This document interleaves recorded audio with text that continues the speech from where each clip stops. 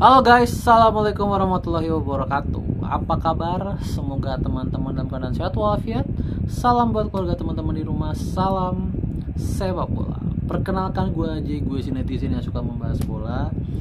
Minggu ini tes timnas Indonesia sudah dimulai dengan misi mendapatkan 4 poin dan memastikan diri lolos ke ronde 4 ya. 4 poin adalah target yang harus didapatkan, karena dengan 4 poin kita sudah secure peringkat 4. Sekarang kita ada di peringkat keempat dengan 9 poin. Di bawah kita ada Bahrain dan Cina dengan 6 poin. Artinya karena Bahrain dan Cina ini kan berarti kalau menang di 2 game punya 12 poin. Artinya Indonesia harus punya 13 poin untuk bisa mensecure peringkat 4 ya, untuk bisa mensecure peringkat 4. Dan itu bisa didapatkan kalau kita menang lawan Cina dan imbang melawan Jepang. Oke, angin sedang berhembus ke Indonesia ya, dimana Cina banyak kehilangan pemain penting, ditambah mereka juga ada masalah internal. Tapi pelatih mereka sesumbar kalau mereka bisa mengalahkan Indonesia gitu ya di GBK. Tapi timnas sedang dalam kondisi yang baik, dimana tadinya banyak badai cedera, sekarang cuma sisa Ragnar yang cedera sama Sandy Walsh ditambah gitu, jadi cuma dua yang akhirnya cedera. Dari kalau nggak salah total kemarin sempat 6 pemain yang cedera, sekarang tinggal 2, dan 2 pemain absen ya. 2 pemain harus absen, sehingga 4 yang tidak bisa berlanjut gitu ya. Dan sisanya pemain-pemain penting gitu ya, Itses, Kevin Dix, Mesilgers, Ole Romani, Tom Hai gitu, semuanya dalam kondisi yang bugar. Jadi ini menjadi keuntungan yang sangat baik. Dan katanya di TC nanti juga akan ada satu pertandingan uji coba katanya yang akan digelar di Bali. Jadi kita lihat akan lawan negara lain atau akan menghadapi salah satu tim Liga 1. Kita lihat ya. Ini kan gak ada konfirmasi apapun ya. Dan belum tentu juga pertandingan persahabatannya digelar secara terbuka. Bisa aja tertutup ya. Bisa aja tidak ditayangkan di TV. Jadi kita lihat ya nanti apa racikan dari Patrick Kluivert dan kawan-kawan. Tapi harusnya tidak ada perubahan ya. Harusnya tidak ada perubahan, dimana kayaknya masih pakai 3-4-2 sorry. Karena yang dipanggil untuk menggantikan Ragnar adalah Stefano Lillipali yang posisinya juga IMF, bukan pemain sayap. Berarti masih akan stick dengan 2 IMF. Ya, berarti kan Lillipali ganti Ragnar, Jakob ganti Marcelino. Jakob pun nggak akan difungsikan, menurut gue nggak akan difungsikan sebagai sayap. Jakob akan difungsikan sebagai IMF, masuk ke dalam gitu ya. Jadi Jakob akan menggantikan peran Marcelino, atau bisa juga yang di situ adalah Eliano Reinders. Karena Kevin Dix sudah balik, Eliano tidak akan ditempatkan di bek kanan sih. Dia pasti akan ditempatkan di depan Eliano, karena bek kiri sudah menumpuk. Selain Kevin Dix juga udah ada Asnawi di sana.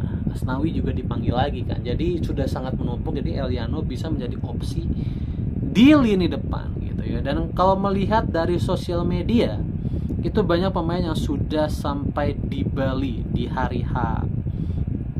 Di hari H ini ya, di hari H TC di Bali gitu ya. Ole Romani kita lihat sudah datang, Marcelino sudah datang, Asnawi sudah datang, Sananta gue lihat juga udah datang, Septian Bagaskara juga udah datang. Kemudian tadi siapa lagi ya yang gue lihat, Ivar Jenner udah datang, Justin Hubner udah tiba. Kemudian tadi siapa lagi ya, Emil Audero udah ada, Ramadan Sananta, Emil Audero, Ricky Kambuaya juga udah ada, Egi juga udah ada tadi gue sepelibet lihat ya. Jadi luar biasa. Ini sekali lagi pertandingan yang super penting. Kita butuh 4 poin. Dan kenapa gue bilang angin sedang berhembus Indonesia? Karena pertandingan kedua menghadapi Jepang. Jepang tidak akan memakai skuad terbaiknya menghadapi Indonesia. dan ini merupakan keuntungan tersendiri untuk timnas Indonesia. Artinya kita bisa bermain terbuka menghadapi Jepang dan mencoba mengincar kemenangan. Kita bisa mencoba mengincar kemenangan. Meskipun Jepang tidak bermain dengan skuad terbaiknya, tapi Jepang still Jepang. Jepang still Jepang. Dimana ada 10 pemain inti Jepang yang tidak dibawa. Mungkin kalau kalian tahu namanya ya, Mitoma kan tidak dibawa. Mitoma tidak dibawa, Ayase Ueda tidak dibawa. Kemudian lagi Ritsudoan tidak dibawa, Takumi Minamino tidak dibawa, Tomiyasu tidak dibawa, Hiroko Ito tidak dibawa.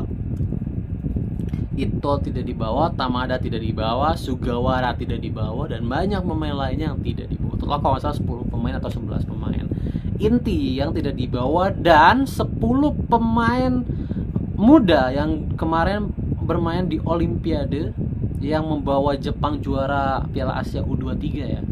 Itu dibawa untuk tanding ya, menghadapi Australia dan Indonesia. Jadi ini bisa menjadi angin segar. Artinya Indonesia punya kesempatan untuk mencuri poin melawan Jepang. Kita ingat, kita dikalahkan 0-4 di GBK. Tetapi itu kan timnas Jepangnya bermain dengan full team. Bermain dengan full team ya, ada Ritsudoan, ada Koki Ogawa gitu kan. Sekarang Koki Ogawa juga nggak dipanggil, Ritsudoan nggak dipanggil, Minamino tidak dipanggil, Mitoma juga tidak dipanggil gitu ya. Ito juga tidak dipanggil gitu ya. Jadi banyak yang tidak dipanggil. Sugawara, pencetak gol keempat Jepang waktu itu juga tidak dipanggil. Semuanya adalah pemain muda yang akan dikomandoi tetap oleh Wataru Endo dari Liverpool ya. Tetap dia akan jadi kapten. Depannya itu bisa dibilang cuma ada Kubo. Ya, Kubo masih dipanggil ya. Depannya itu cuma ada Kubo. Jadi ini adalah kesempatan emas untuk timnas Indonesia mencuri poin di kandang Jepang. Selain memastikan diri lolos ke ronde 4, mencuri poin di kandang Jepang juga bisa menjadi boost ya, bisa menjadi boost untuk ranking FIFA. Karena ranking FIFA kita yang sangat jauh dengan Jepang, kita mendapat hasil imbang aja itu plusnya banyak sekali, bisa dapat 7-8 poin FIFA. Apalagi kalau menang bisa dapat 20-an. Itu bisa meroket sekali ya, bisa sangat meroket peringkat FIFA kita. Jadi sekali lagi ini adalah kesempatan emas. Gue harapkan Kluivert, Pasteur, Lanzat fokus benar-benar mencari komposisi tim terbaik. Apalagi menghadapi Jepang, semua pemain ready untuk main kecuali Ragnar ya, semua pemain ready untuk main. Jadi gue harapkan Kluivert benar-benar tidak menyia-nyiakan kesempatan ini. Tidak ada lagi kendala, semua fasilitas sudah diberikan, TC sudah diberikan, lawan uji coba sudah diberikan ya.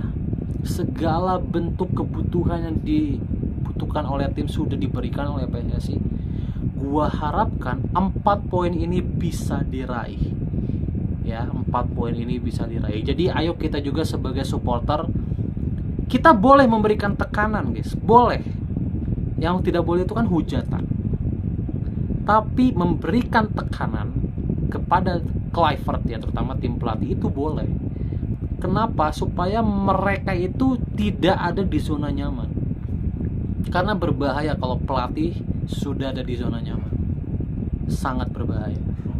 Jadi ayo sebagai supporter juga kita harus memberikan tekanan dan pastinya support ya kepada tim Kluivert dan teman-temannya. Ya, dimana gemborkan, ayo komen 4 poin, pokoknya targetnya harus 4 poin. 4 poin gitu ya. Karena dengan 4 poin juga kita bisa meyakinkan gitu ya. Nanti lolos ke ronde 4 kan kita akan berhadapan dengan tim-tim lain ya kan. Kalau kita bisa menahan imbang Jepang, itu kan bisa meyakinkan supporter kalau kita bisa melawan di ronde 4 itu dan bisa mengunci 1 tiket ke Piala Dunia. Ya, gitu aja.